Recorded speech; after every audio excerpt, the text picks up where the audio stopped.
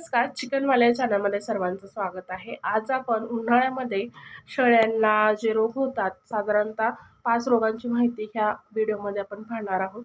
आणि ह्या रोगाचं कारण असं आहे की आपल्या शेळ्यांच्या शरीराचं तापमान वाढलं की हे रोग त्यांना लगेच जडतात। तर सगळ्यात पहिल्यांदा आहे पीपीआर। पीपीआरचा लॉंग फॉर्म आहे पेस्ट डेस पेटिस रोमिनंट। तर हा जो आहे विषाणूजन्य आहे, म्हणजे विषाणू शरीरात गेल्यामुळे हा उद्भवतो। याच्यामध्ये शेळ्यांच्या शरीराचं तापमान वाढतं, त्यांना अतिसार होतो, म्हणजे त्यांची विष्ठा जी आहे ते पातळ टाकतात, त्यांच्या शरीरावरती रोमचट्टे उठतात। हे त्याचं जे हे सिम्पटम्स आहेत ह्या रोगाचे। हा झाला पहिला। दुसरा रोग आहे तो म्हणजे शेळी देवी। शेळी देवी याला इंग्रजीमध्ये पॉक्स असे म्हणतात। जसे की आपल्याला कांजण्या उठतात, त्याच पद्धतीने शेळ्यांच्या शरीरावरती कण्या फोड येऊन त्यांना हा रोग होतो। हा सुद्धा खूप त्रास देणारा आहे, पण वॅक्सिनेशनने बरा होणारा रोग आहे। याचं कारण देखील शरीरामध्ये तापमान वाढल्यामुळं त्यांना तो उद्भवतो। तर तिसरा रोग आहे निमोनिया।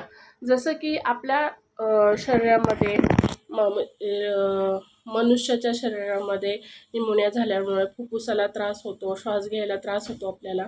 त्याच पद्धतीने शेळ्यांमध्ये देखील हा रोग झाल्यानंतर त्यांना श्वास घेण्यामध्ये त्रास होतो, खोकला लागतो त्यांना, खेकवतात त्या जास्त, धाप देतात, ही त्याची लक्षणं आहेत। तर हा झाला तिसरा रोग। चौथा रोग आहे एंटेरोटॉक्सिमिया, त्याला पल्पी किडनी असं देखील म्हणतात। हा जो रोग आहे तो जीवाणूंमुळे होतो, म्हणजे खाद्यपदार्थांमधून जर जीवाणू शेळ्यांच्या शरीरामध्ये गेला की हा रोग जो आहे तो उद्भवतो। आणि हा रोग असा आहे की त्याच्यामुळं त्या शेळ्या शक्यतो मरतात। जरी तुम्ही लसीकरण दिलं, त्याच्यावर उपचार केला, तरीही त्या मरतातच। त्याचे जगण्याचं प्रमाण जे आहे या रोगानंतर कमी होतं।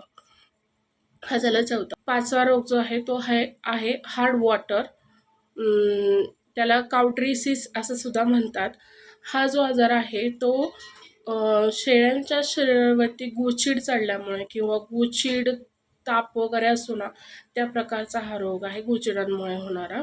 त्याच्यामुळे शरीरामधील ताप वाढतो आणि श्वास घेण्यासाठी जो आहे शेळ्यांना त्रास होतो। तर याच्यावर देखील लसीकरण उपलब्ध आहे। आपण पुढच्या येणाऱ्या पार्टमध्ये ह्या रोगांवरती नियंत्रण कसं करायचं याच्याबद्दल पाहणार आहोत। तर येणारा व्हिडिओ नक्की बघा, त्यासाठी चॅनलला सबस्क्राईब करा नवीन व्हिडिओ पाहण्यासाठी। धन्यवाद।